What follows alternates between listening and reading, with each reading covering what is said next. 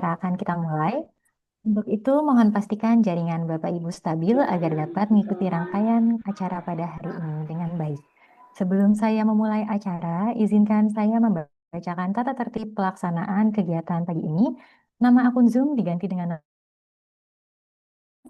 para peserta harap memakai virtual background yang sudah disediakan, wajib mengisi daftar hadir kegiatan yang nanti akan dibagikan, speaker harus dalam keadaan mute selama kegiatan, serta peserta diharapkan untuk mengikuti kegiatan webinar sampai selesai dengan kondusif.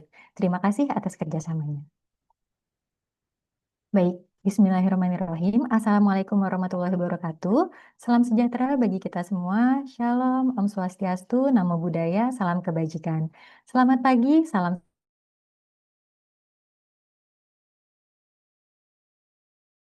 melayani. Selamat datang Bapak Ibu Sivitas Hospitalia di acara sosialisasi, sponsorship, dan gratifikasi bagi pegawai di RSAB Harapan Kita pada hari ini, Jumat 13 Maret 2026. Yang terhormat, Direktur Perencanaan dan Keuangan, Ibu Nola Juasnita SE yang juga akan menjadi narasumber webinar pada kali ini. Yang kami hormati sudah hadir juga Direktur SDM Pendidikan dan Penelitian, Dr. Aryani Dewi Widodo SPAK Fiskua, para fasilitator webinar, serta seluruh sivitas hospital. Bu Nola, Ibu Bos nih. Mau dapat THR. Puji syukur kita panjatkan atas kehadiran Tuhan Yang Maha Esa, karena berkat rahmat-Nya kita dapat berkumpul di ruang Zoom meeting pada pagi ini untuk mengikuti kegiatan webinar yang mana topiknya sangat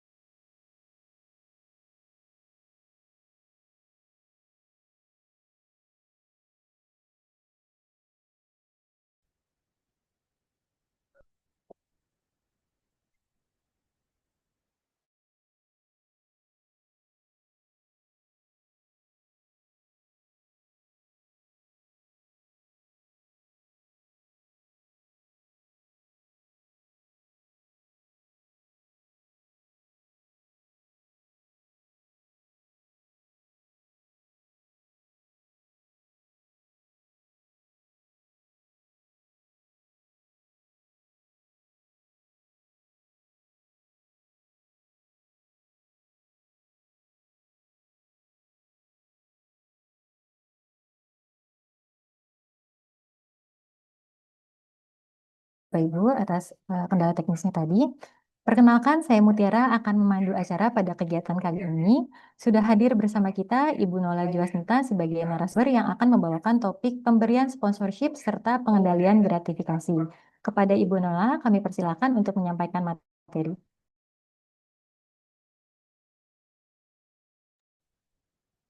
Ya, terima kasih Mbak Mutiara. Assalamualaikum warahmatullahi wabarakatuh. Salam sejahtera buat kita semua, salam sehat. Pada kesempatan pada hari ini, pagi ini, terima kasih untuk teman-teman yang sudah join ya. Jadi pada pagi hari ini bertepatan juga dengan kita sebentar lagi merayakan Hari Raya. Saya rasa topik ini sangat relevan ya untuk diberikan sekarang gitu ya. Jadi kita betul-betul tahu apa yang baik kita lakukan atau tidak kita lakukan pada hari-hari di mana kalau sesuai dengan topiknya adalah terkait ada gratifikasinya di sini ya gitu. Namun selain dari gratifikasi sendiri, saya juga akan menyampaikan beberapa informasi terkait juga dengan sponsorship. Slide-nya boleh ditayangkan Mbak Mutiara?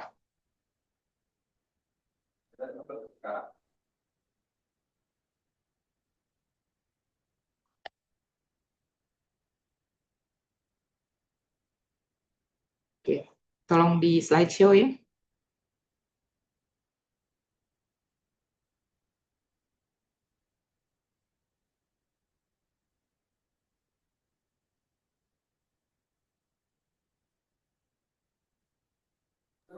Baik, Ibu mohon ditunggu sebentar.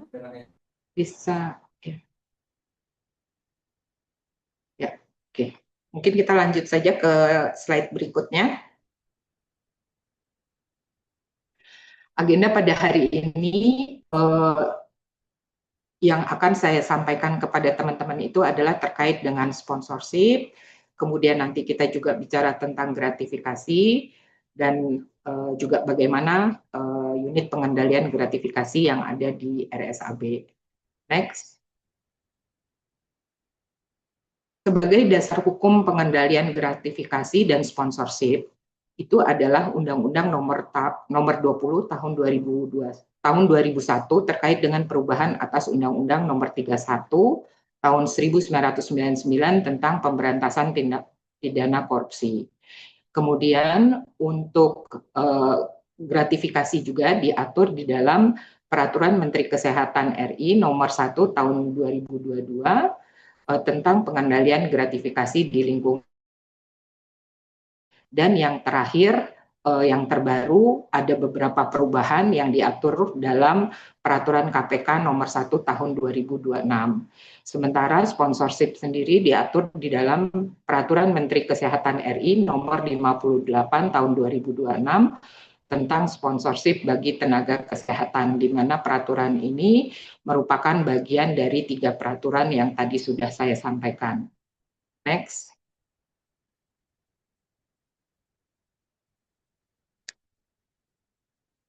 Apa sih perbedaan gratifikasi dan sponsorship? Yang perlu teman-teman ketahui, gratifikasi di sini sebenarnya ada 2 kategori, yang tersuap dan yang non-suap. Yang non-suap ini diantaranya di dalamnya itu ada sponsorship, jadi pembagiannya secara garis besar untuk memudahkan pengertiannya seperti itu. Jadi sebenarnya yang utama itu adalah gratifikasi. Sponsorship adalah bagian dari gratifikasi sendiri, namun seperti apa nanti kita akan ketahui di dalam slide berikutnya. Secara definisi, gratifikasi itu adalah pemberian dalam arti luas. Ya, jadi ada beberapa kriteria nanti di dalamnya yang sering tidak kita sadari waktu itu diberikan bahwa itu adalah gratifikasi. Yang ujung-ujungnya kalau kita tidak kendalikan itu akan berpotensi menjadi suap atau pemerasan jika kita sudah terbiasa untuk menerimanya. Kemudian sponsorship sendiri itu adalah bantuan untuk peningkatan pengetahuan yang diberikan melalui institusi ya secara terbuka dan dapat dipertanggungjawabkan. Biasanya didanai oleh farmasi atau perusahaan-perusahaan alat kesehatan.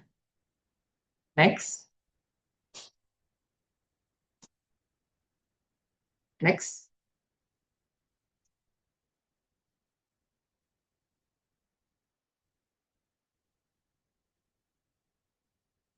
Ya, secara definisi, sponsorship itu adalah pemberian dukungan dalam bentuk bantuan dan atau kegiatan dalam rangka peningkatan pengetahuan yang dilakukan, diorganisir atau disponsori oleh perusahaan atau industri farmasi, alat kesehatan, alat laboratorium kesehatan, dan atau perusahaan atau industri lainnya.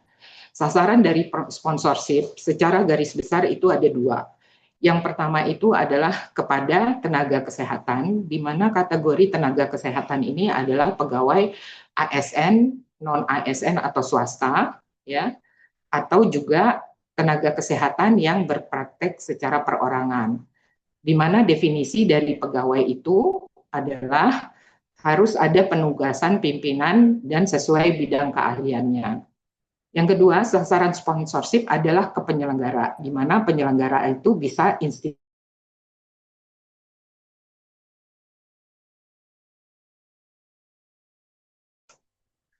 Pemberian sponsorship, seperti saya sudah sampaikan tadi, sasarannya ada 2. Jadi, mekanisme sponsorship yang pertama itu adalah diberikan kepada tenaga kesehatan, diberikan perusahaan kepada tenaga kesehatan harus melalui institusi, di mana tenaga kesehatan ini terdiri dari ASN, non-ASN, dan swasta. Perusahaan tidak boleh memberikan sponsorship langsung kepada tenaga kesehatan, jadi harus semuanya disalurkan melalui institusi di mana institusi inilah yang nanti akan mengelola dan melaporkannya secara transparan. Kenapa? Karena sponsorship ini harus menjamin tidak ada konflik kepentingan yang mempengaruhi misalnya penulisan resep bagi pasien atau juga misalnya penggunaan alat kesehatan dan farmasi yang pemilihannya nanti menjadi tidak objektif. Sehingga kata kuncinya di sini adalah harus dicegah konflik kepentingan dan harus juga menjaga integritas tenaga kesehatan. Nah, sementara untuk tenaga kesehatan yang praktek mandiri, perusahaan pemberi sponsorship dapat memberikannya langsung kepada tenaga kesehatan yang melakukan praktek mandiri. Next.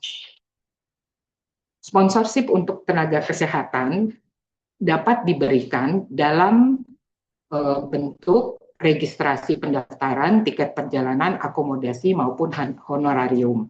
Di mana kalau misalnya tenaga kesehatan itu sebagai peserta, maka yang dapat dibiayai oleh sponsorship itu adalah terkait dengan registrasi pendaftaran, tiket perjalanan, dan akomodasi. Sementara untuk narasumber atau moderator dapat juga diberikan honorarium yang dalam bentuk uang atau setara uang.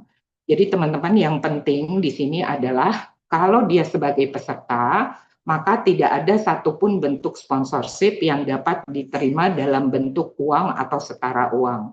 Kalau setara uang itu misalnya diberikan dalam bentuk cek, dalam bentuk giro atau dalam bentuk bilet giro.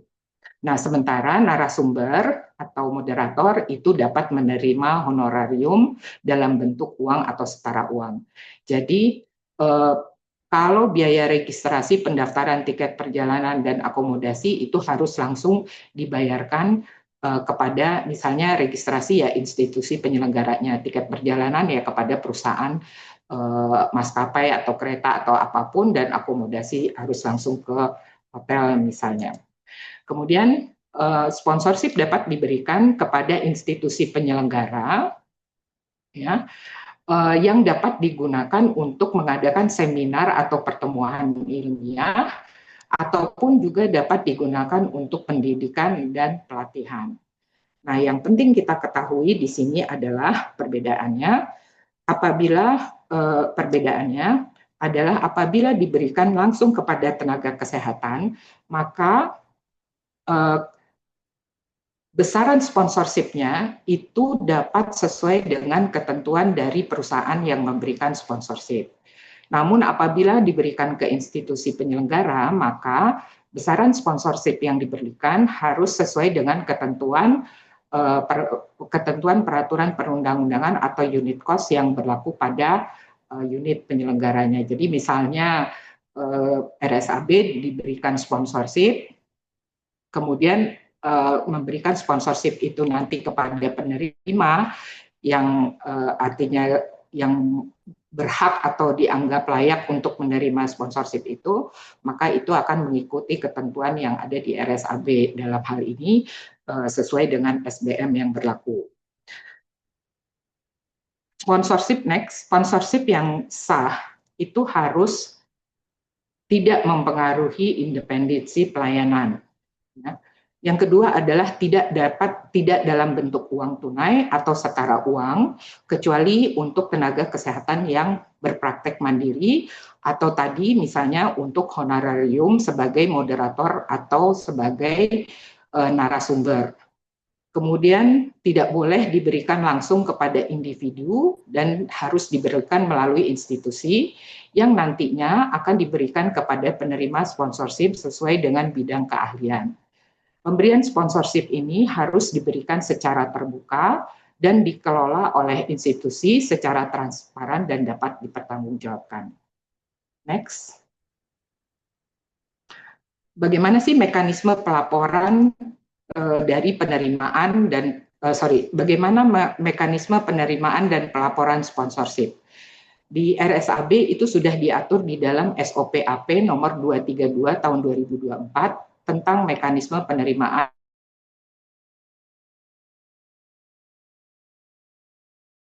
harus disampaikan kepada Direktorat Utama RSAB harapan kita, di mana nantinya Direktur Utama akan memberikan disposisi kepada yang nantinya SPI akan melaporkan untuk kegiatan dalam negeri paling lambat 30 hari kalender dan untuk kegiatan luar negeri paling lambat 50 hari kalender. SPI akan melakukan verifikasi kelayakan sponsorship dan melaporkan atau menyampaikannya kepada Direktur SDM. Direktur SDM akan memberikan disposisi hasil verifikasi kepada manajer Timker SDM yang nantinya apabila sudah ditunjuk siapa penerima dari sponsorship ini sesuai dengan keahlian atau tujuan dari sponsorship, maka manajer Timker OSDM akan menerbitkan dan menyerahkan surat tugas. Nah, bagaimana pegawai yang menerima sponsorship? Pegawai tersebut harus menyampaikan laporan hasil penerimaan sponsorship setelah kegiatan dilakukan. Jadi misalnya untuk seminar, setelah seminar maka harus membuat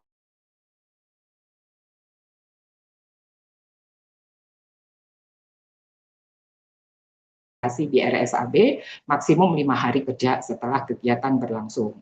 Nantinya tim UPG RSAB Haram kita menyampaikan laporan kepada KPK dan Inspektorat Jenderal Kementerian Kesehatan. Next.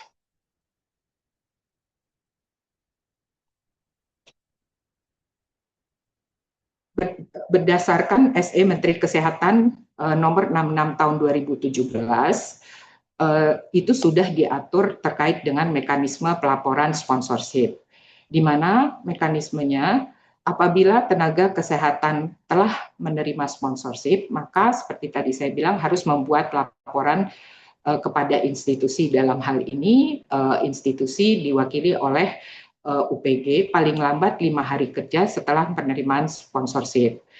UPG nantinya akan merekapitulasi laporan dari penerima sponsorship dan melaporkannya ke KPK paling lambat 30 hari kerja setelah menerima sponsorship dengan tembusan ke Kementerian Kesehatan.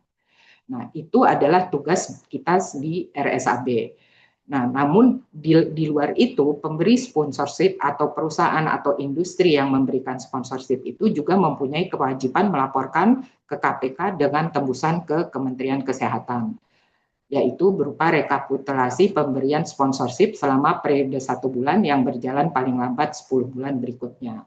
Jadi teman-teman supaya diketahui bahwa tahun lalu itu dibandingkan oleh Pak Dirjen antara laporan pemberian sponsorship dengan sponsorship yang kita lakukan. Dan itu juga menjadi concern dari Pak Dirjen bahwa apa yang dilaporkan pemberi sponsorship itu ternyata ada gap-nya. Jadi artinya kita sebagai institusi itu ada penerimaan sponsorship yang masih selisih, jadi ada yang tidak dilaporkan. Ya. Itu dari seluruh rumah sakit ya.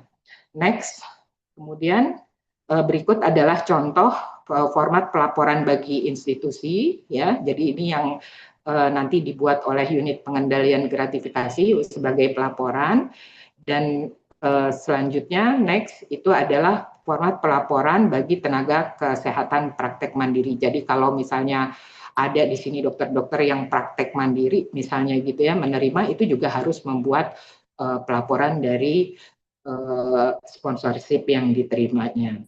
Ya, jadi mungkin itu yang terkait dengan sponsorship. Kata kuncinya itu adalah bahwa setiap sponsorship itu harus diberikan melalui institusi, dalam hal ini RSAB, dan kemudian nanti unit-unit yang terkait tadi seperti OSDM mulai dari direktur, kemudian Katimkernya itu yang nanti kemudian akan menentukan penerima dari sponsorship sesuai dengan keahliannya atau tujuan dari sponsorship, dan semua sponsorship itu harus dilaporkan ya. Jadi artinya penerima itu untuk penerima yang sudah menjalankan membuat laporan dengan batasan waktu-waktu tertentu, dan kemudian nanti unit dalam hal ini RSAB juga mempunyai kewajiban pelaporan kepada baik Kementerian Kesehatan maupun kepada KPK untuk sponsorship yang diterima. Mungkin itu yang terkait dengan sponsorship. Selanjutnya adalah terkait dengan gratifikasi. Next. Gratifikasi. Apa sih gratifikasi? Kita sering benar ya dengar gitu ya. Paling enggak paling enggak pada saat-saat kita mau mendekati hari raya, atau misalnya kita mau pengadaan ya, apalagi nanti kalau kita jadi membangun gedung baru itu udah pasti banyak tuh kita dengar, wah ini termasuk gratifikasi nggak ya, ini gratifikasi nggak ya gitu. Nah, jadi secara definisi gratifikasi itu adalah sesuatu yang diberikan kepada pegawai negeri atau penyelenggara negara yang dianggap suap. Yang dianggap suap ini apabila berhubungan dengan jabatannya dan yang berlawanan dengan kewajiban atau tugasnya. Apa saja sih barang-barangnya yang dianggap kalau misalnya, oh ini kemungkinan gratifikasi nih. Itu bisa uang, bisa dalam bentuk barang, bisa dalam pinjaman tanpa bunga, bisa pengobatan cuma-cuma, misalnya komisi, diskon-diskon, fasilitas penginapan, tiket perjalanan, perjalanan wisata, fasilitas lainnya. Ya. Misalnya fasilitas penginapan itu bisa juga kadang-kadang nanti kita disewain villa buat kita dan keluarga, misalnya mau di mana, ya itu gratifikasi juga gitu. Ya. Next. Kenapa sih kita harus memahami apa sih ini gratifikasi? Karena sebenarnya gratifikasi ini berbahaya, ya, baik buat kita sendiri maupun untuk tempat di mana kita bekerja. Kalau kita menerima gratifikasi, lama-lama kita itu akan terbiasa menerima gratifikasi. Jadi artinya kenapa terbiasa, kita udah nggak merasa bahwa ini gratifikasi, tapi ya ini udah biasa diterima gitu ya. Sehingga akhirnya karena kita terbiasa menerima gratifikasi ini dalam bentuk apapun yang tadi saya sudah sebutkan, akhirnya lama-lama akan timbul rasa hutang budi kepada pemberinya. Lama-lama kita sungkan, lama-lama kita merasa seperti kita mempunyai kewajiban untuk membalas kebaikan mereka. Sehingga akan mempengaruhi keputusan kita, baik itu keputusan medis atau administrasi. Ya. Jadi kita dalam mengambil keputusan itu sudah tidak objektif lagi. Akibatnya apa? Akibatnya sistem dan prosedur yang ada di dalam institusi kita, dalam hal ini di RSAB, itu akhirnya kita langgar. Kita akan abaikan itu sistem dan prosedur hanya karena kita udah merasa nggak enak, karena kita harus membalas budi. Ya. Ujung-ujungnya nanti kita melakukan korupsi, di mana bisa jadi kita menerima suap, bisa jadi kita karena sudah terbiasa, akhirnya kita jadi merasa bahwa oh ini orang ini udah, atau perusahaan ini sudah tidak pernah memberikan kita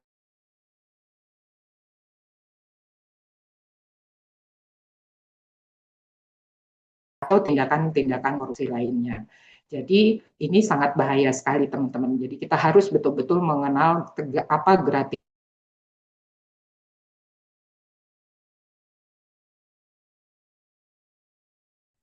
Perbedaan yang signifikan antara gratifikasi, suap, dan pemerasan itu kita bisa lihat dari aktivitas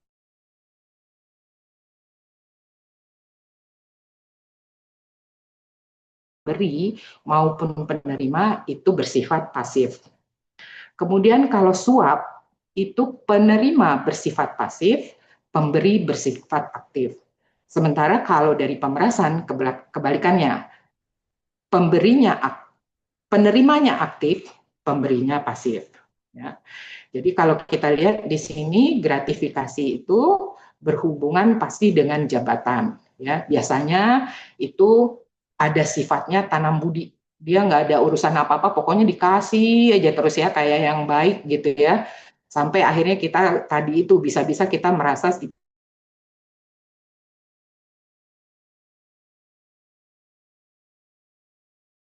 konteks misalnya lagi bidding misalnya gitu ya. Nah, jadi gratifikasi itu diberikan dalam waktu-waktu misalnya seperti saat ini mau hari raya, misalnya kalau kita ulang tahun misalnya gitu ya. Nah, sebagai contoh, pengusaha itu sudah memberikan, misalnya kita ulang tahun nih gitu ya, diberikan voucher belanja eh, karena misalnya kemarin ini, oh ya terima kasih, kemarin ini juga kita udah dibantu, kan biasanya kata-katanya gitu ya, ini hadiah dan terima kasih juga kita udah dibantu kemarin gitu. Misalnya seperti itu. Nah,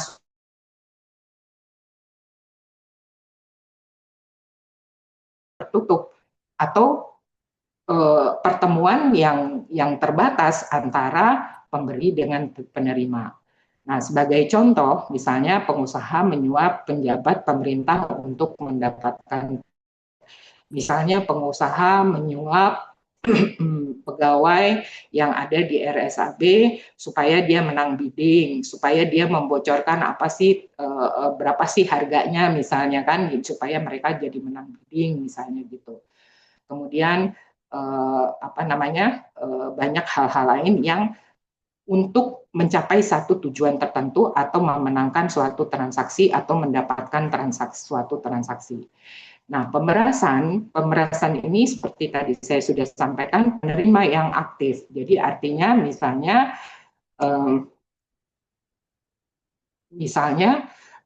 kita ada bidding misalnya, sama aja kayak gitu, bidding misalnya contohnya. Tapi ini sekarang yang aktif itu adalah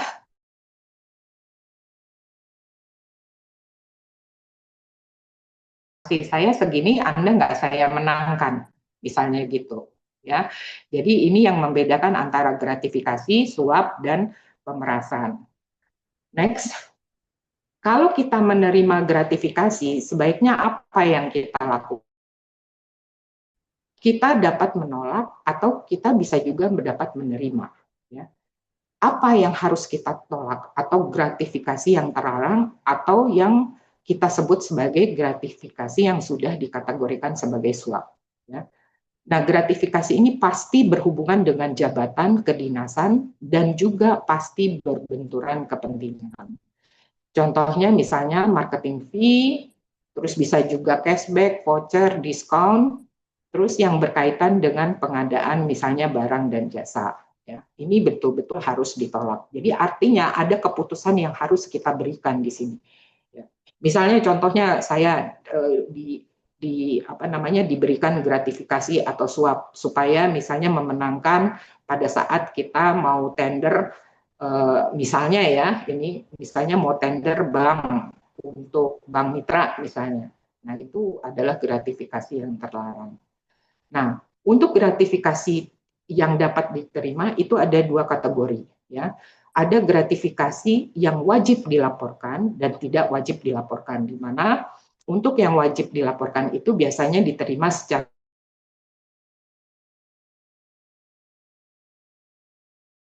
nggak bisa tolak gitu ya. Nah, atau kita ragu dari jenis gratifikasi ini. Ini sebenarnya kita wajib laporkan atau tidak wajib. Kalau kita tidak lakukan, maka sanksi hukum itu akan berlaku. Tapi kalau kita melaporkan, maka sanksi hukum itu tidak akan berlaku. Ya.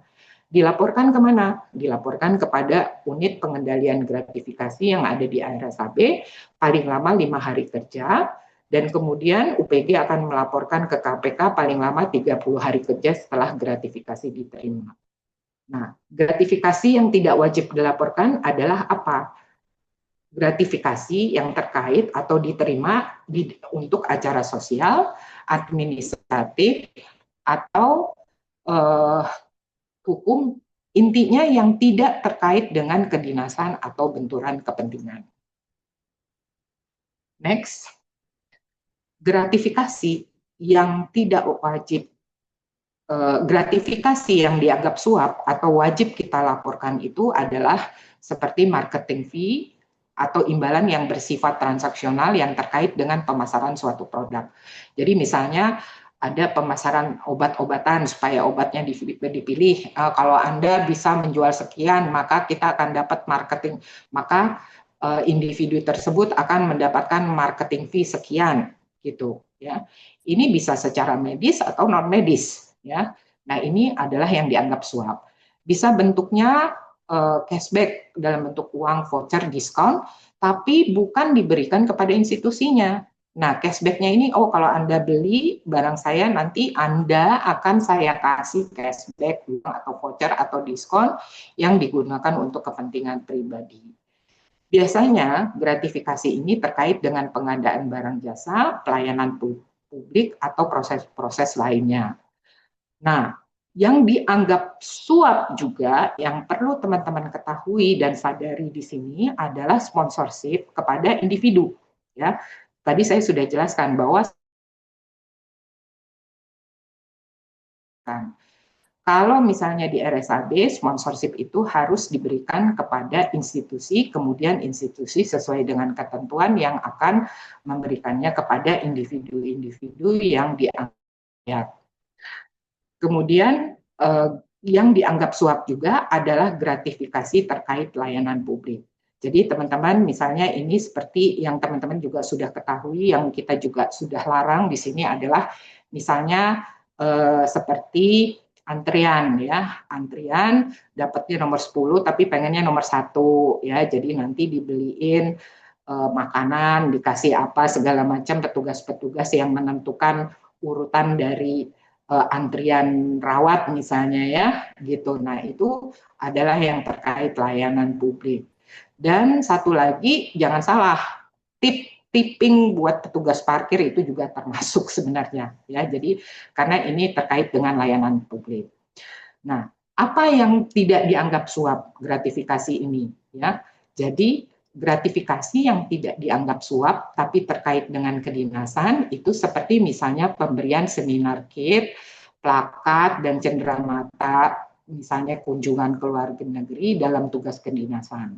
Ya, jadi artinya intinya dalam tugas kedinasan cenderamata ini tidak dianggap suap, tidak dianggap gratifikasi suap. Kemudian penerimaan honor terkait kegiatan sebagai pembicara sponsorship yang diberikan kepada instansi terkait, tadi saya sudah jelaskan juga. Gratifikasi yang tidak dianggap suap, yang tidak terkait dengan kedinasan, misalnya pemberian memiliki hubungan keluarga dan orang lain yang terkait dengan misalnya acara pernikahan, acara keagamaan, upacara adat, dan kelahiran. Next. Gratifikasi yang tadi dianggap suap ya, artinya yang harus kita laporkan itu adalah yang terkait dengan pemberian layanan masyarakat, yang terkait dengan tugas dan proses penyusunan anggaran. Kenapa? Karena artinya kalau misalnya anggaran untuk pembelian barang modal, alat-alat kesehatan misalnya, barang yang mau ditawarkan itu yang harus dibeli itu misalnya mahal, terus kemudian orang anggarannya deh disuap deh supaya masuk angkanya ya, anggarannya itu supaya diadakan misalnya di tahun ini misalnya. Nah, penyusun anggarannya itu disuap misalnya, nah itu harus dilaporkan. Kemudian diberikan gratifikasi, nah itu harus dilaporkan. Kemudian terkait dengan proses pemeriksaan, audit, monitoring, dan evaluasi. Kemudian terkait dengan perjalanan dinas. Kemudian dalam proses penerimaan promosi dan mutasi pegawai. Saya pengen dimutasi di tempat istilahnya tuh sering dibilang tempat yang lebih mudah, tempat yang basah, mungkin tempat yang grade-nya tinggi misalnya gitu ya. Tapi SDM-nya diberikan gratifikasi gitu. Nah, itu harus dilaporkan. Kemudian misalnya dalam proses komunikasi, negosiasi dan pelaksanaan kegiatan dengan pihak lain yang terkait dengan pelaksanaan tugas dan kewenangannya gitu ya. Artinya ini misalnya ada Katimker atau even direksi sekalipun yang akan mempengaruhi nanti keputusannya. Kemudian sebagai akibat dari perjanjian kerjasama, kontrak, kesepakatan dengan pihak lain yang bertentangan dengan undang-undang. Ini ada pelanggaran di sini. Untuk melanggar sesuatu itu harus wajib dilaporkan.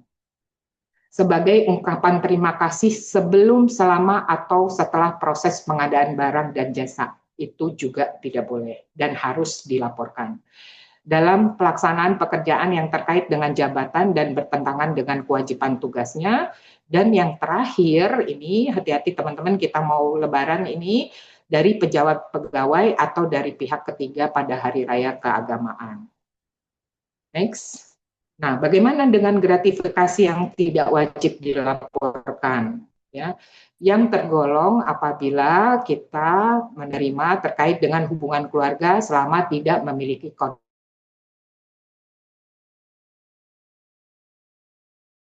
Jadi suppliernya alat kesehatan, ya itu berarti bisa jadi ada konflik kepentingan. Yang kedua adalah keuntungan bunga dari investasi saham pribadi yang berlaku umum. Kemudian kalau kita menerima manfaat sebagai anggota koperasi, ya. Kemudian yang keempat adalah kalau bentuknya adalah seminar kit yang berupa modul, alat tulis, sertifikat dari kegiatan resmi kedinasan. Hadiah sebagai alat promosi tanpa memiliki konflik kepentingan, jadi tidak mempengaruhi keputusan kita, itu juga tidak wajib dilaporkan. Prestasi akademis atau non-akademis yang diikuti dengan biaya sendiri, jadi kalau kita berprestasi, kemudian mendapat hadiah misalnya, tapi kita lakukan dengan biaya sendiri, itu juga tidak wajib dilaporkan. Penerimaan hadiah, beasiswa, tunjangan karena peningkatan prestasi kerja tidak wajib dilaporkan. Undian, diskon, voucher, souvenir yang berlaku umum, namun tidak terkait dengan kedinasan. Kemudian kompensasi profesi di luar kedinasan. Kompensasi terkait kedinasan seperti honorarium, transportasi, akomodasi sesuai aturan yang tadi di awal sudah saya sampaikan, itu juga tidak wajib dilaporkan. Karangan bunga, kalau kita dapat karangan bunga sebagai ucapan pernikahan, kelahiran, kematian, dan lain-lain juga tidak perlu dilaporkan. Penyelenggaraan pernikahan, kelahiran, akikah, dan lain-lain, ya. Kalau kita menerima paling banyak per pemberi 1,5 juta rupiah, itu juga tidak wajib dilaporkan. Kemudian apabila kita menerima terkait dengan musibah atau bencana, sepanjang tidak ada konflik kepentingan. Jadi kalau yang kita terima tidak ada konflik kepentingan itu, kita tidak dalam, misalnya teman-teman ya, gampangnya kita dalam proses bidding. Terus mereka tiba-tiba membantu dalam jumlah besar. Itu bisa jadi ada konflik kepentingan. Jadi hati-hati di sini, ya. Nah, dalam rangka pisah sambut, pensiun, promosi, dan ulang tahun, maksimum 1,5 juta per tahun per tahun dari pemberi yang sama, ya. Kemudian dari sesama rekan kerja maksimum 1,5 juta dari pemberi yang sama. Dan terakhir adalah hidangan atau sajian yang berlaku umum. Jadi hal-hal inilah yang gratifikasi yang tidak wajib dilaporkan. Nah, kemudian berdasarkan peraturan KPK nomor 1 tahun 2026 yang terbaru, ada sedikit perubahan terkait dengan ketentuan gratifikasi yang tidak wajib lapor. Ya, ini terkait dengan jumlah atau nilai uang yang dapat diberikan. Jadi perubahan ini karena adanya perubahan dari value of money atau nilai uang sendiri dari sebelumnya dan kemudian saat ini dengan nilai uang saat ini. Di mana di sini diatur pemberian kepada sesama rekan kerja kalau sebelumnya itu 200.000 per pemberi, totalnya itu 1 juta per tahun. Jadi misalnya saya nih mau kasih Bu Dirut ya, acara apa misalnya ya, nilainya 200 ya. Tapi diakumulasikan dalam 1 tahun itu hanya boleh 1 juta per tahun. Nah, sekarang yang baru itu 500.000 per pemberi dengan total 1,5 juta per tahun. Untuk sesama rekan kerja, misalnya dalam rangka kita mau kasih kenang-kenangan pisah sambut, misalnya dalam rangka pensiun, ulang tahun, itu 300.000 per pemberi sebelumnya, ya, itu sama juga dengan ketentuan sebelumnya, itu dapat diberikan 500.000 per pemberi dengan total 1,5 juta per tahun, ya. Tidak dalam bentuk uang atau alat tukar lainnya, dan sepanjang tidak terdapat kepentingan tidak terdapat konflik kepentingan. Jadi nggak boleh dalam bentuk uang, pakai amplop, angpau gitu, nggak boleh ya. Jadi berikan dalam bentuk selain bentuk uang atau alat tukar lainnya. Nah, bagaimana untuk hadiah pernikahan atau upacara adat agama? Kalau sebelumnya itu 1 juta per pemberi, sekarang dapat diberikan 1,5 juta per pemberi dan ini tidak wajib lapor. Selanjutnya terkait dengan pelaporan gratifikasi. Jadi berdasarkan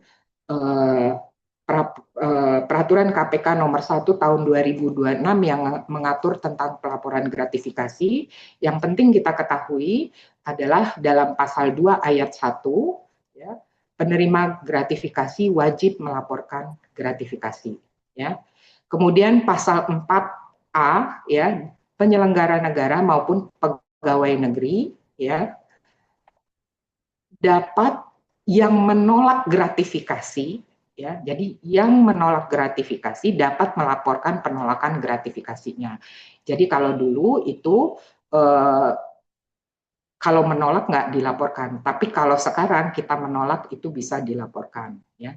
Terutama kalau misalnya itu betul-betul terkait dengan konflik kepentingan. Kemudian pasal 17, ya, untuk laporan yang melewati masa 30 hari kerja, ya. Jadi kalau ketentuannya kan laporan gratifikasi itu harus dilakukan maksimal 30 hari kerja setelah menerima gratifikasi. Tapi kalau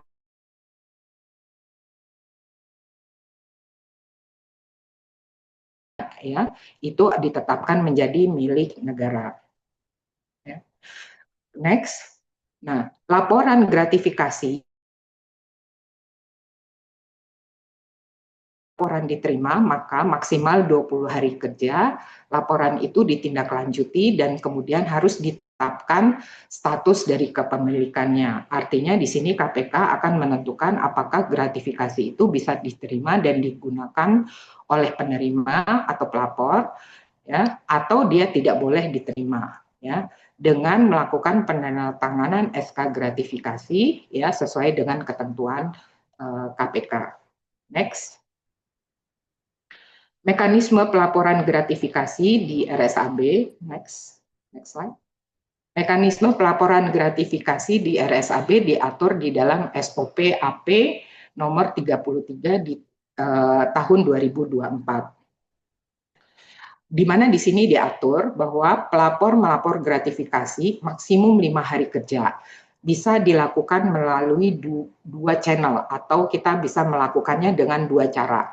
Langsung melalui website KPK berikut dengan segala syarat-syaratnya dan dokumen-dokumennya, atau mengisi formulir yang dikirim ke tim UPG, ya, di mana nanti baik verifikasi maupun tim UPG itu akan melakukan review atas dokumen-dokumen pelaporan. Untuk di RSAB, bila kita melaporkan kepada UPG, maka UPG selaku melakukan verifikasi dan review dokumen akan melakukan pelaporan kepada direktur utama dan kemudian laporan ini diteruskan kepada KPK atau kepada unit pengendalian gratifikasi di Kemenkes. Sampai di KPK, jadi bisa langsung UPG tadi bisa langsung melaporkan ke KPK, bisa melaporkan melalui UPG-nya Kemenkes. Kemudian nanti di KPK akan diverifikasi, dianalisis, ya, terus kemudian ditetapkan status gratifikasinya dan mengirimkan SK penetapan kepada UPG di RSAB. Sepenerimaan dari SK penetapan ini, UPG wajib menjelaskan hasilnya kepada pelapor, ya. Kemudian pelapor, kalau misalnya itu boleh diterima, maka dapat digunakan oleh pelapor. Kalau misalnya itu tidak dapat diterima, maka barang gratifikasi harus diserahkan sesuai dengan ketentuan. Misalnya harus ke negara kah, harus diberikan ke panti kah. Ke panti ini contohnya adalah makanan ya, misalnya makanan-makanan yang mudah rusak misalnya gitu ya. Kemudian nanti UPG atas seluruh kegiatan pelaporan ini harus membuat rekap secara bulanan dan mengirimkannya ke KPK dan UPG Kemenkes. Selain itu, UPK juga harus memberi tanggapan atau apresiasi pelaporan. Nah, mungkin di sini yang harus saya noted adalah kalau misalnya dia bentuk makanan, kalau lihat prosesnya segini lama, kalau makanan ya udah busuk kan gitu ya. Nah, jadi ini dapat diberikan kepada yang berhak menerimanya, misalnya ke panti, ke orang-orang miskin, misalnya ya kalau makanan, namun tetap melakukan pelaporan kepada UPG. Dan jangan lupa pada saat memberikan misalnya makanan tersebut, misalnya ke panti, kita bawa ke panti nih misalnya gitu ya, nah itu harus difoto sebagai bukti bahwa kita sudah menyerahkannya. Next. Selanjutnya adalah mengenai pengendalian gratifikasi sendiri di RSAB. Next. Gratifikasi di RSAB dilakukan dengan sosialisasi kepada seluruh pegawai untuk mencegah gratifikasi. Kemudian juga harus dilakukan identifikasi dan pemetaan potensi kerentanan gratifikasi. Selain itu, nah ini yang penting, selain itu adalah pemimpin itu, baik dari direksi, Katimker, pemimpin itu harus menjadi role model di dalam pencegahan gratifikasi. Kemudian untuk pengendalian gratifikasi itu harus dibentuk atau RSAB telah membentuk unit pengendalian gratifikasi, di mana unit pengendalian gratifikasi ini terdiri dari pembina, penanggung jawab, ketua, anggota, dan sekretariat. Nah, pelaporannya sendiri, mekanisme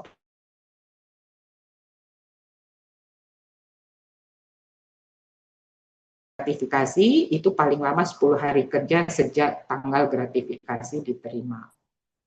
Kemudian UPG paling lambat harus melaporkannya kepada atau kalau kita melaporkannya kepada KPK langsung dalam jangka waktu paling lama 30 hari kerja sejak tanggal gratifikasi diterima. UPG di RSAB harus membuat, seperti tadi saya sampaikan, membuat rekapitulasi yang disampaikan kepada Dirut dengan tembusan kepada Sekretaris Jenderal Kesehatan lanjutan setiap 6 bulan. Next. Nah, bagaimana dengan hak dan perlindungan pelapor? Next. Ya. Pelapor itu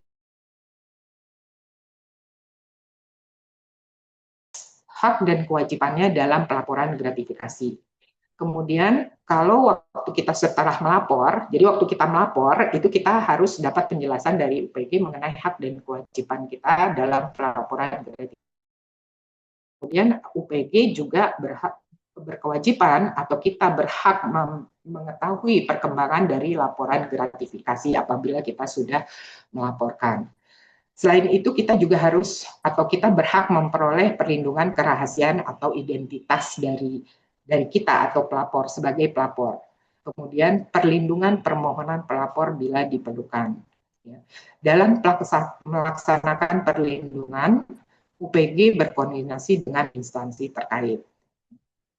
Kemudian juga sudah diatur mengenai sanksi dan penghargaan di mana pelanggaran terhadap kewajiban pelaporan gratifikasi oleh pegawai atau penyelenggara negara dikenakan sanksi sesuai dengan ketentuan peraturan perundang-undangan. Ya. Namun kepada pelapor atau pegawai itu juga dapat diberikan penghargaan oleh UPG atas kepatuhan dalam menjalankan kewajibannya melaporkan gratifikasi. Selain itu, pengawasan gratifikasi dapat juga dilakukan oleh masyarakat yang mengetahui adanya dugaan pelanggaran. Masyarakat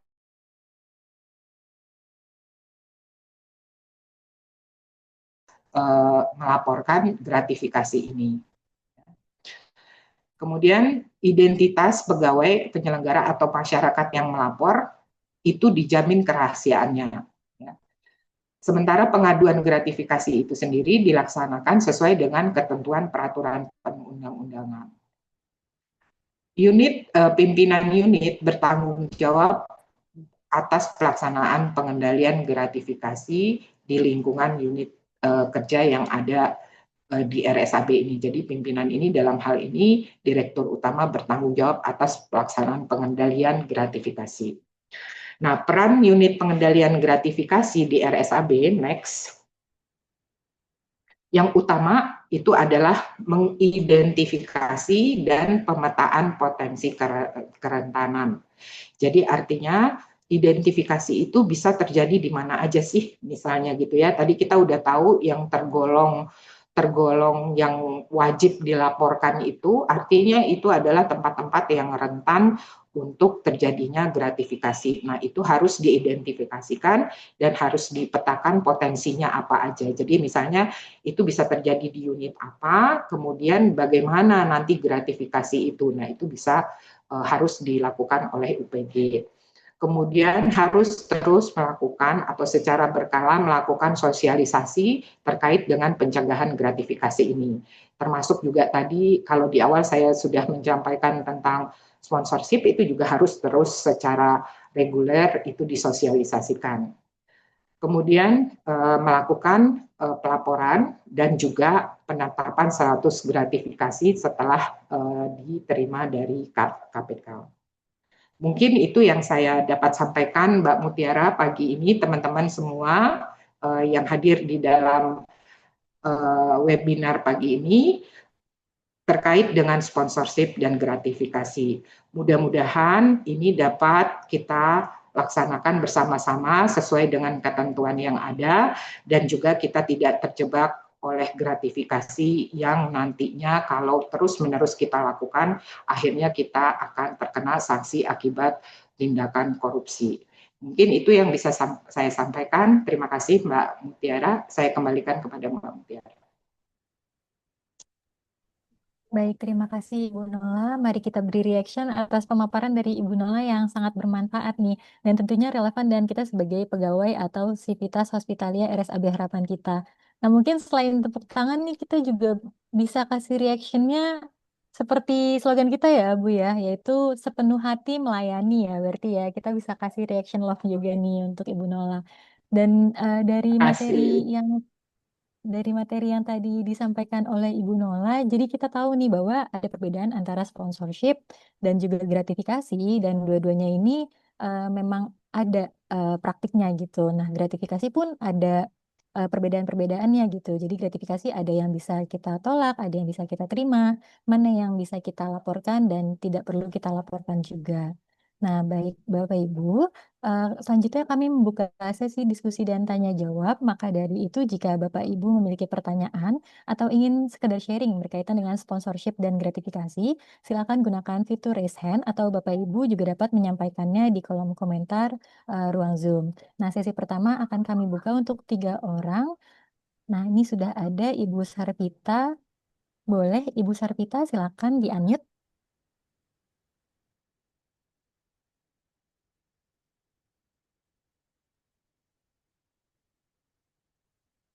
Ibu Sarpita monitor. Mbak Oke, Cynthia mungkin boleh juga. Ya. maaf.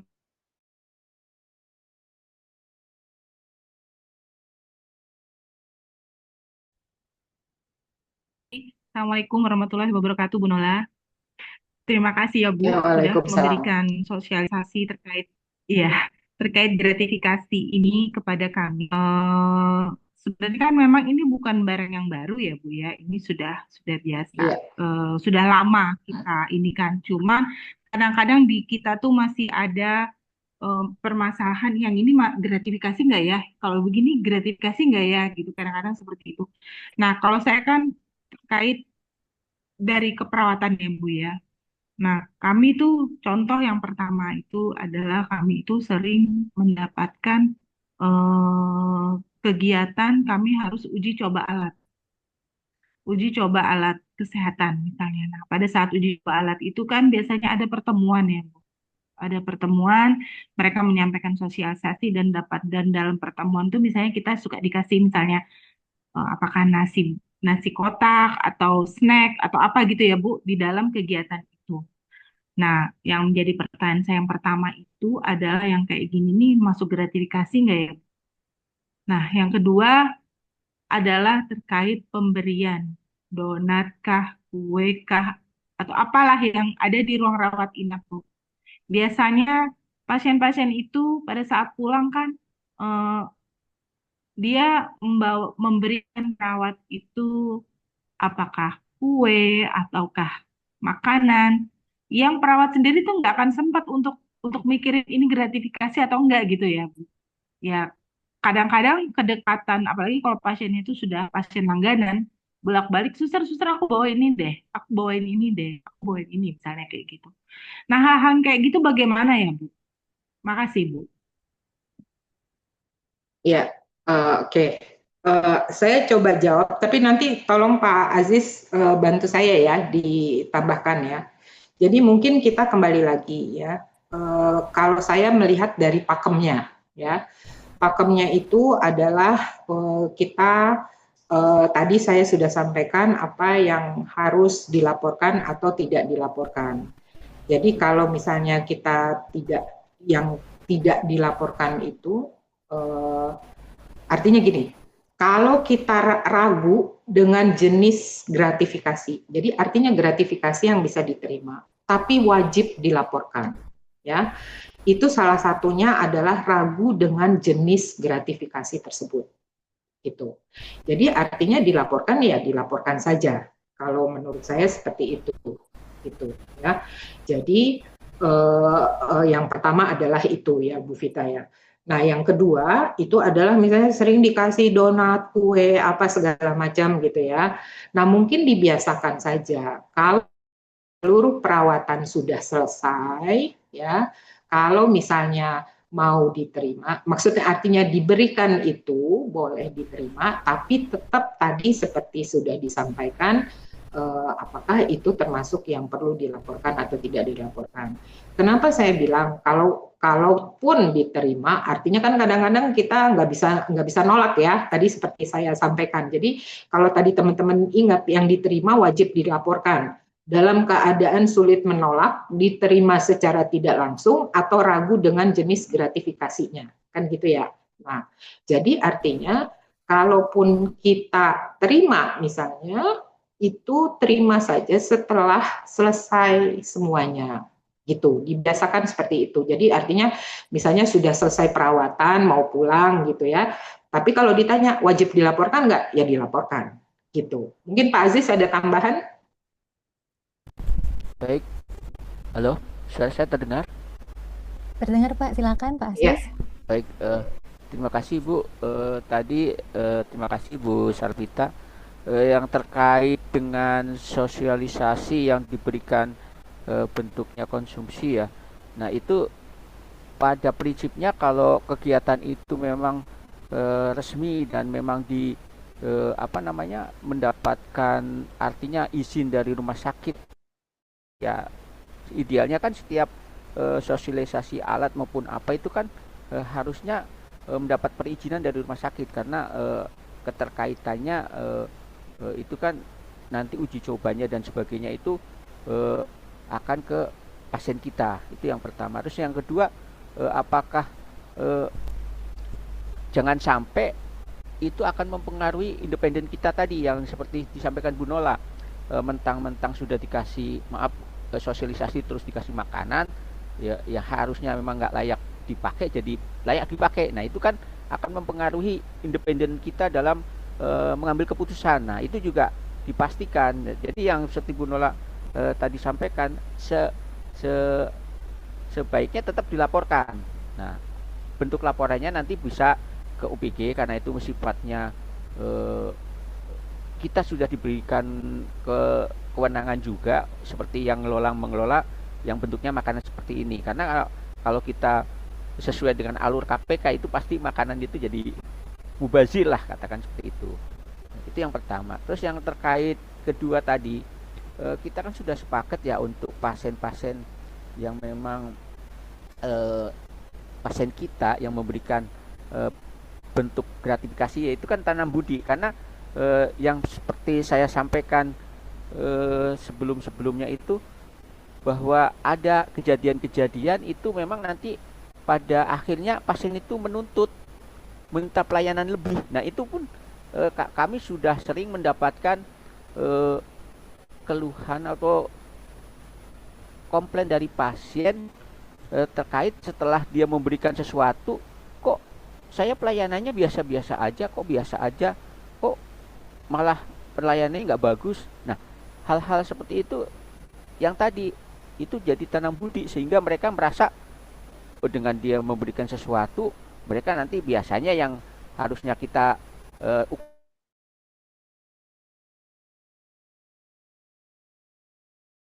ini yang kita cegah, sehingga sebaiknya memang itu ditolak ya sebaiknya. Tapi apabila tidak memungkinkan ditolak, tadi kita bisa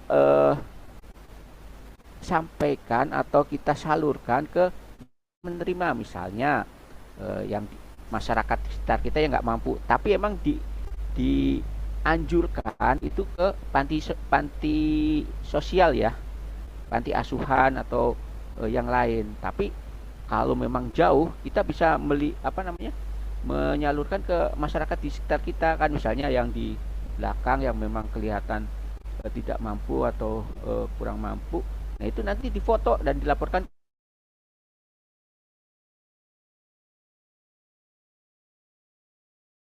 dari pasien sekian, misalnya oh sekian kali dengan kue, misalnya donat berapa bungkus dan sebagainya.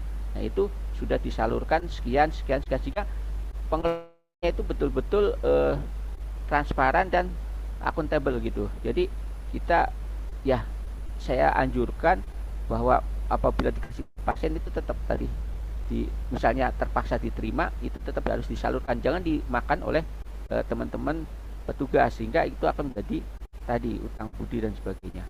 Mungkin sementara itu Bu yang bisa saya tambahkan. Terima kasih. Baik, Cukup terima kasih jelas ya Pak. Bu Vita ya.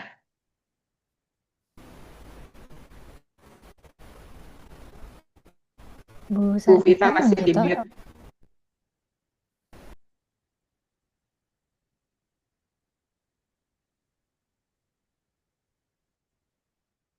Ya Bu, maaf ya Bu, di mute soalnya.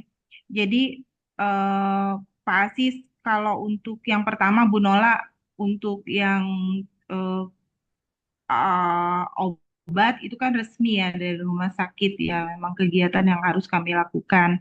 Nah, itu sih sebenarnya sih tidak akan berpengaruh, cuma kan memang kegiatan itu kan makan waktu berapa 2 jam, misalnya 3 jam, memang ya. Kalau kalau kami sih merasa bahwa ya wajar aja sih kalau mereka yang menyelenggarakan kegiatan itu, tapi ya itu tadi saya bertanya apakah itu harus saya laporkan atau tidak gitu. Karena ini memang kegiatan yang memang resmi dilakukan di rumah sakit. Nah, yang kedua yang untuk perawat itu saya juga agak bingung ya, karena sebenarnya pada dasarnya teman-teman perawat itu selalu sering menolak. Dan kita juga kan punya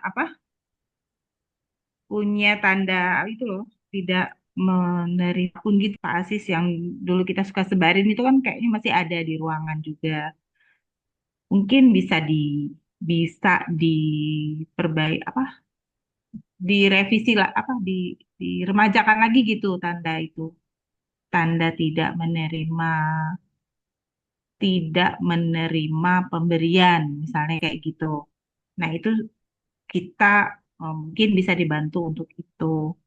Cuman kalau misalnya teman-teman misalnya dinas sore dinas malam terus dikasih makanan, terus mereka harus pergi cari siapa yang bisa terima, juga kayaknya susah deh Pak Aziz. Kan Pak Aziz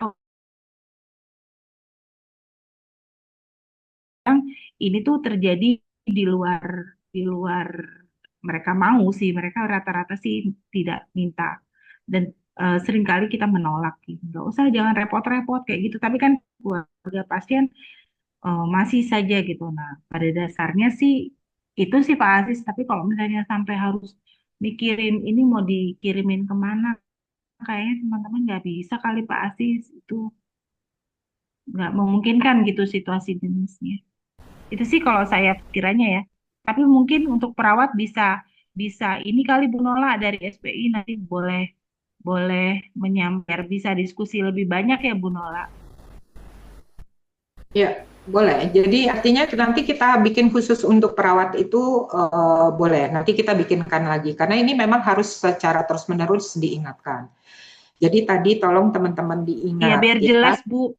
Iya. Nah, tolong diingat tadi yang gratifikasi tadi, yang kita harus memahami kenapa gratifikasi ini bahaya. Karena penerima itu menjadi terbiasa menerima.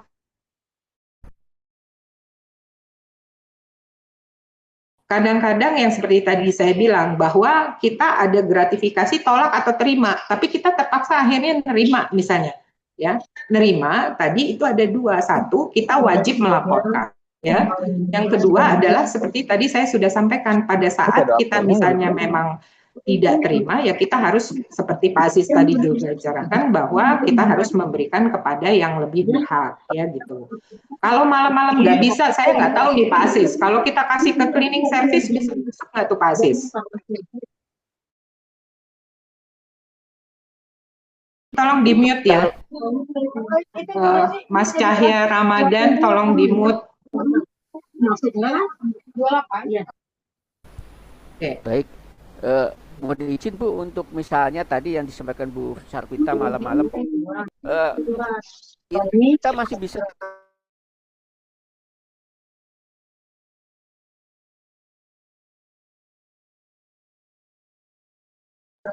Sorry Pak Aziz ke mute, Pak Aziz. Pak Aziz ke mute.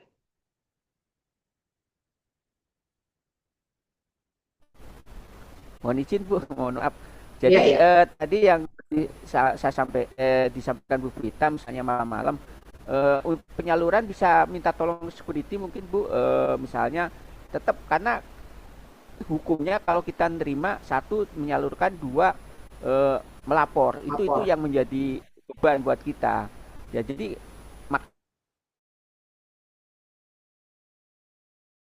apa-apa gitu. Nah, tapi kalau terpaksa tadi tetap diterima, ya itu punya kewajiban satu melapor. Yang kedua kita menyalurkan. Nah, menyalurkan ini misalnya, malam-malam nggak memungkinkan minta tolong security. Pak security ini tolong salurkan ke orang yang lewat, misalnya yang kelihatan. Kan kadang-kadang di depan itu banyak yang orang tidak mampu, ya artinya pejalan kaki yang suka dorong gerobak atau apa itu kan suka lewat di depan atau apa. Nah itu sih dianjurkannya seperti itu Bu, mohon izin. Ya. Tapi atau kalau dia masih tahan buat, ya kalau bisa tahan buat besok paginya ya besok paginya kan gitu ya. Ya betul Bu, betul. Jadi tetap nanti dokumentasi itu yang perlu diperlukan kami tim UPG untuk kita laporkan juga ke UPG-nya kementerian maupun kalau untuk makanan sih cukup ke UPG kementerian paling enggak. Itu sih Bu, mohon izin. Ya. Oke, cukup Bu Vita? Iya Bu, nanti saya koordinasi saja Bu dengan SP untuk sosialisasi lagi di ilmiah keperawatan Bu ya. Iya, oke. Oke, Dokter Riani, silakan, udah resen.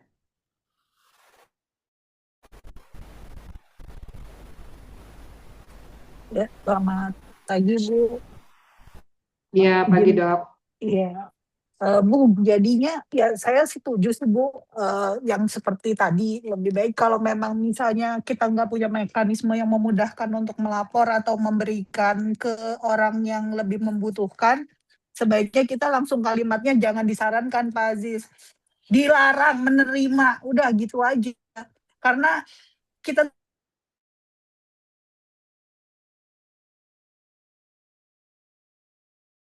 kalau kayak Pak Aziz bilang ke saya paham, berarti saya dilarang nih, nggak boleh terima, seperti itu Pak Aziz. Begitu Bu, maksud saya kalau Iya.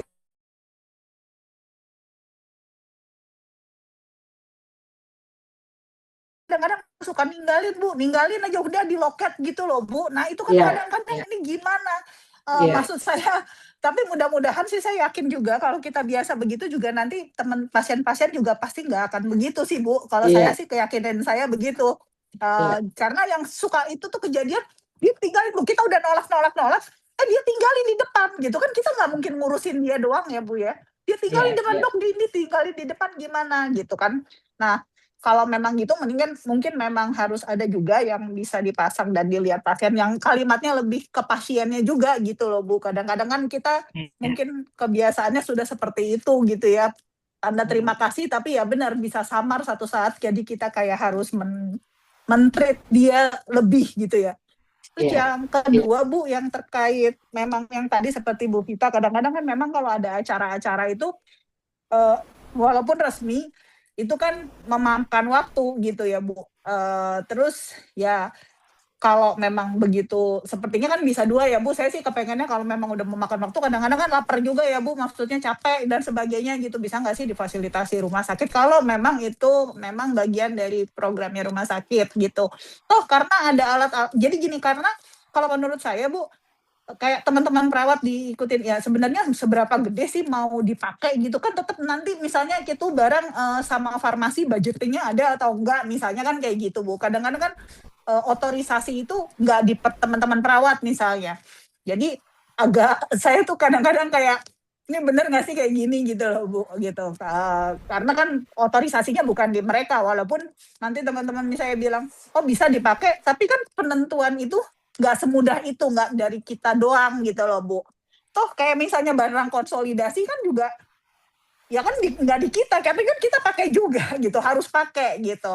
Jadi mudah-mudahan sih ada jalan keluarnya gitu, karena kadang-kadang kan kalau emang sosialisasi tuh udah ngambilnya siang, kita nggak bisa istirahat gitu ya, harus dengerin orang ngomong 2 jam, ngeliatin, praktekin. Walaupun memang saya pada dasarnya setuju sih Bu gitu, maksudnya kalau kita emang nggak boleh terima ya udah bilang aja nggak boleh terima, nggak boleh ngasih, nggak boleh apa, jadi kitanya nggak apa ya, nggak pakai sama pasiennya juga gitu. Itu sih Bu. Ya, terima kasih Bu. Terima kasih Dokter Yani, itu bagus banget ya. Memang kalau saya sih maunya bilangnya sama semua tidak boleh, sama kayak Bu Vita tadi, dengan alasan apapun ya bilangnya nggak boleh gitu ya. Nah jadi hanya saja kan kita tidak bisa, artinya even kalau saya mau misalnya saya mau jujur, itu juga bisa terjadi sama saya, tiba-tiba udah ditaruh di depan misalnya gitu ya. Kadang-kadang bisa dititipkan sama satpam misalnya ya, atau kalau tadi kasusnya Bu Vita udah ditaruh, dibilangin nggak boleh, nggak diterima, udah merepotkan, nggak usah dikasih. Case-nya Dokter Yani tadi ditaruh di counter, ditinggalin sengaja, mungkin si pasien juga udah tahu kita nggak boleh terima gitu, tapi dia itu aduh gimana rasanya pengen ngasih gitu kan ya.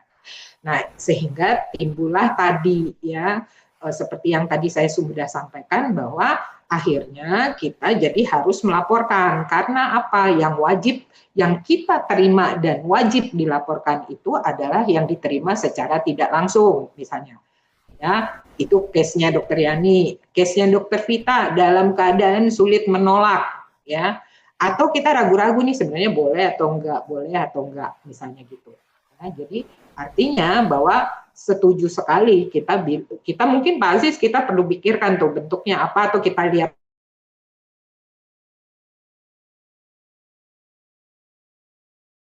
kita harus pasang bahwa tidak diperkenankan memberikan segala bentuk yang berakibat atau segala bentuk gratifikasi baik kepada seluruh petugas tenaga kesehatan, petugas administrasi di RSAP. Mungkin begitu. Pasti ada tambahan? Ya, baik Bu. Sebenarnya kalau larangan sudah disebutkan ya Bu, di banner ataupun di poster-poster bahwa dilarang menerima gratifikasi atau memberikan sesuatu. Nah itu yang seperti, mohon izin, yang bisa saya ini kan, ini di sini juga bentuknya sudah dengan tidak memberikan hadiah. Jadi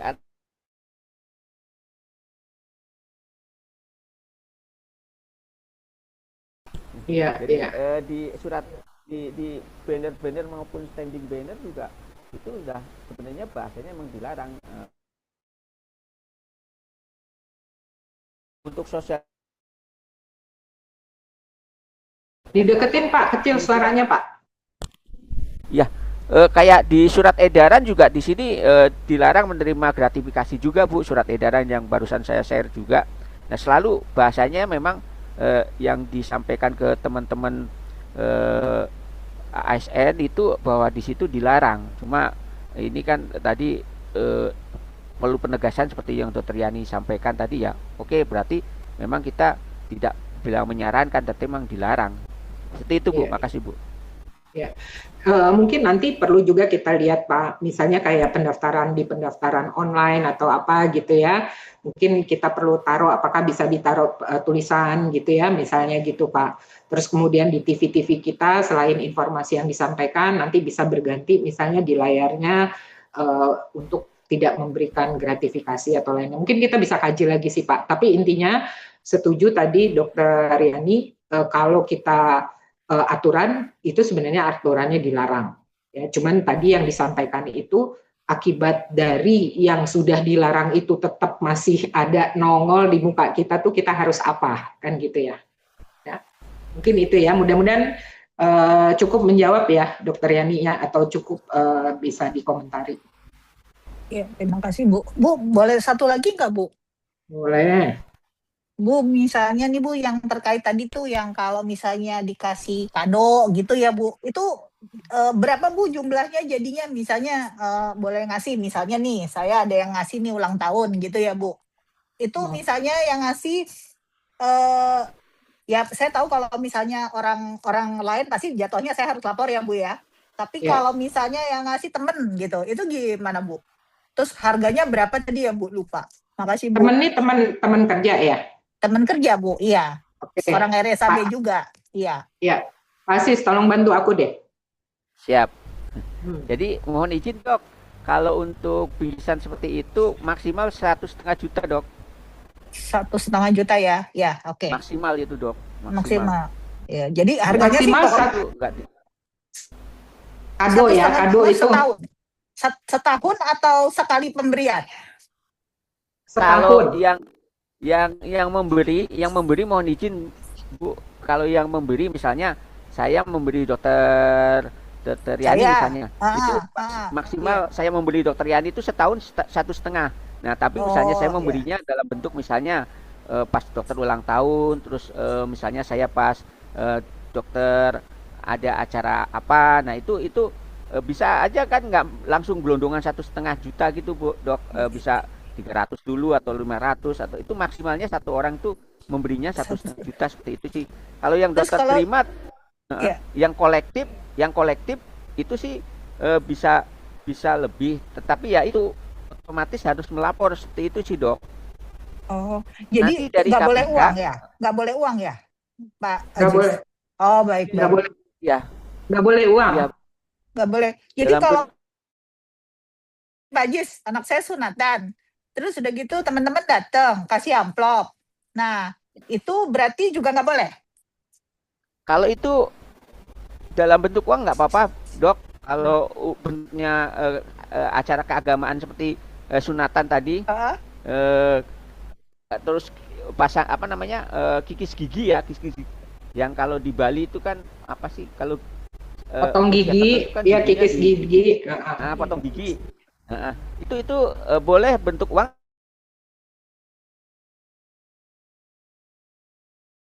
Selama 1 tahun. Oh ya. Terus kalau lebih berarti kita lapor. Iya, betul. Lapor terus uangnya dikasih ke siapa? Enggak, sementara dokter pegang. Mohon izin Dok. Jadi misalnya kita lapor, nanti uangnya tetap kita pegang. Nah, nanti setelah ada surat keputusan dari KPK tadi yang seperti disampaikan oleh Bu Nola, kan KPK akan menjawab maksimal setelah kita lapor itu kan 20 hari kerja ya. Nanti uang itu memang masih menjadi hak Anda karena bla bla bla bla bla, tidak usah disetor ke kas negara misalnya. Tapi misalnya karena melebihi sesuai dengan ketentuan, maka yang berhak Anda terima 1,5, sisanya Anda setor ke kas negara misalnya. Nah itu nanti bukti setornya kita lampirkan lagi ke KPK gitu. Seperti itu sih Dok, memang agak ribet teknisnya. Jadi uangnya dipegang dulu gitu ya? Iya, tetap nanti ada permintaan kalau bentuknya uang setor negara, kecuali kalau bentuknya barang, misalnya barang itu biasanya nanti barang itu. Saya dikasih sepeda gitu. Sepedanya 1,6 juta ternyata kan lebih tuh dari 1,5 tuh. Iya. Kalau itu biasanya nanti disuruh misalnya bayarnya kas negara 100.000 misalnya Dok. Itu seperti itu Dok. Nanti makanya sementara barangnya bisa kita pegang. Nah setelah nanti mendapatkan surat ketentuan dari KPK itu baru kita nanti apa yang mesti kita lakukan di surat itu berbunyi, Dok. Seperti itu. Oh iya, makasih. Bu Nola, satu lagi boleh nggak, Bu? Boleh.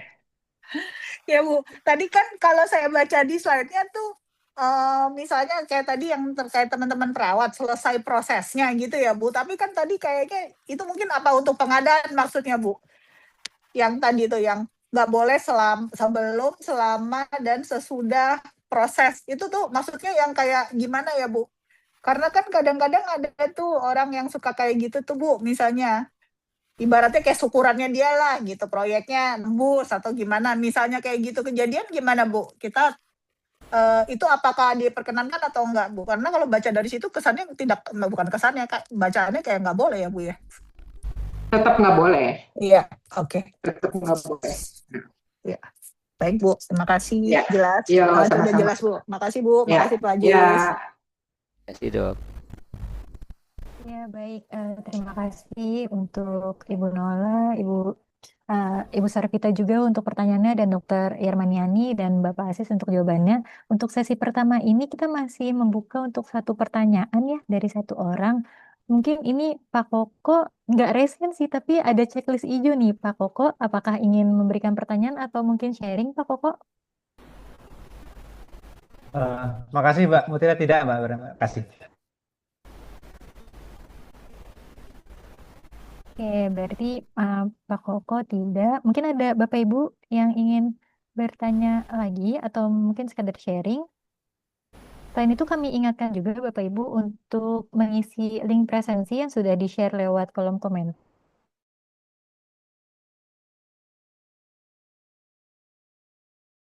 Selain ada Ibu Nola, kita juga kehadiran Bapak Asis nih, Bapak Asis sebagai Kepala SPI dari RSAB Harapan Kita yang akan membantu menjawab juga dan mungkin bisa membantu keluhan atau keresahan dari Bapak Ibu mengenai sponsorship dan gratifikasi ini. Atau mungkin dari Ya, Pak mungkin Asis ada ya, mungkin Mbak Mutia, ini mungkin karena teman-teman juga sudah banyak yang pelayanan ya. Intinya maksud aku mungkin sudah mulai pelayanan gitu ya. Jadi intinya teman-teman semua terkait dengan hal-hal yang kita tidak pahami, seperti tadi saya sudah sampaikan bahwa yang utamanya itu adalah gratifikasi ya, di mana gratifikasi itu ada yang termasuk suap dan bukan suap ya. Nah, yang harus kita hati-hati itu di sini adalah yang bukan suap itu adalah salah satunya termasuk di dalamnya itu adalah sponsorship ya, di mana sponsorship itu apabila kita tidak menerimanya sesuai dengan ketentuan ya dan tidak ada pelaporannya, nah itu juga bisa dianggap sebagai gratifikasi. Untuk secara garis besar itu, jadi yang kita harus hati-hati di situ, jangan terbiasa menerima apapun ya, karena kita menjadi terbiasa dan tadi seperti sudah disampaikan ujung-ujungnya tiba-tiba kita udah terjebak tindak pidana korupsi gitu ya.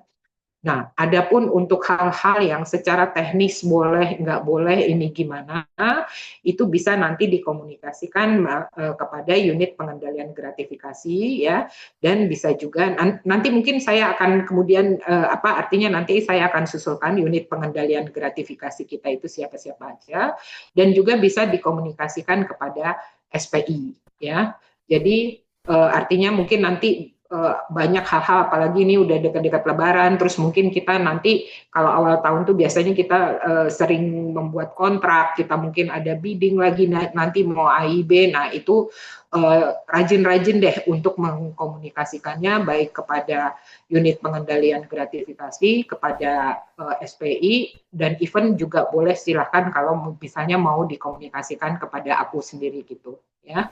Mungkin itu kali Mbak Mutiara.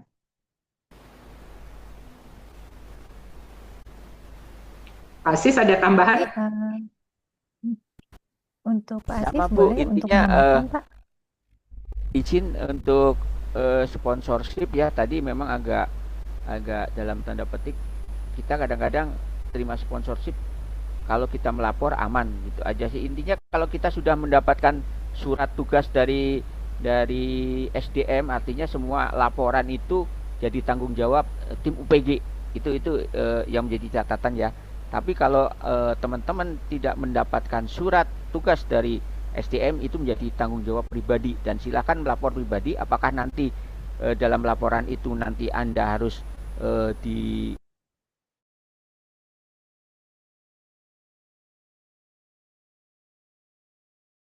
negara, atau memang dianggap bahwa itu sah dan menjadi hak Anda. Nah, itu yang nanti menentukan KPK. Demikian Bu, mohon izin tambahannya. Terima kasih. Ya. Ya, terima kasih Pak Aziz.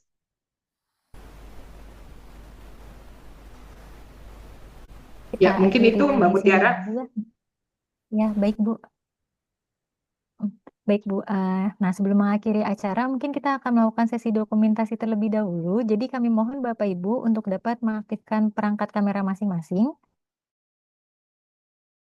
Siap. Baik, Oke, Mbak. foto akan saya pandu. 1, 2, 3. Baik, sekali lagi. 1, 2, 3. Baik, sekali lagi. 1, 2, 3. Oke, cukup ya Mbak Cynthia? Oke, baik. Mungkin untuk sedikit merangkum ya Bapak Ibu. Ya, seperti yang sudah disampaikan bahwa bahaya dari gratifikasi ini adalah gratifikasi akan mempengaruhi keputusan medis maupun administrasi, sehingga keputusan akan menjadi tidak objektif lagi. Nah, proses tersebut akan mempengaruhi sistem yang mana akan menimbulkan tendensi untuk melakukan tindak pidana korupsi. Nah, seperti yang tadi disampaikan oleh Ibu Nola dan juga Pak Aziz, bahwa jika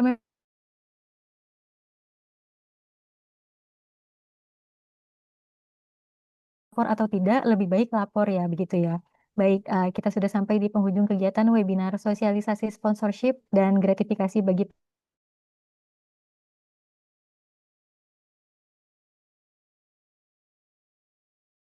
ada Pak Aziz Wahyu, Bapak Ibu fasilitator webinar, serta seluruh sivitas hospitalia RSAB Harapan Kita yang sudah mengikuti rangkaian webinar pada hari ini. Semoga pemahaman mengenai sponsorship dan gratifikasi yang telah kita dapatkan dari webinar ini dapat memperkuat integritas kita dalam menjalankan tugas demi mewujudkan RSAB Harapan Kita yang profesional dan tentunya sepenuh hati melayani. Nah, saya pamit undur diri. Wassalamualaikum warahmatullahi wabarakatuh. Om Shanti Shanti Om, Namo Buddhaya.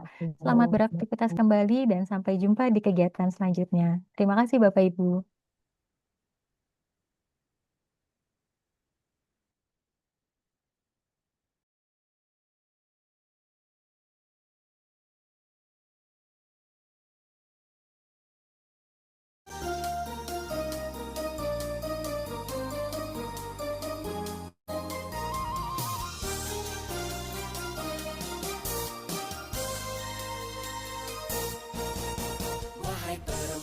Indonesia tercipta sebagai ibu bangsa, melahirkan insan yang mulia, sehat dalam jiwa dan raga. Kami terdepan dalam tugas untuk melayani kesehatan Anda, melindungi sang buah hati agar sehat senantiasa selamanya. Rumah sakit anak dan bunda, harapan kita.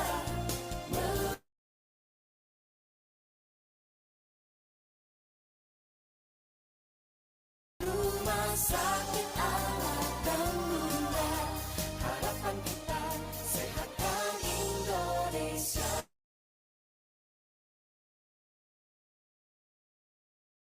Bunda, harapan kita, melayani sepenuh hati, ibu dan anak negeri. Rumah sakit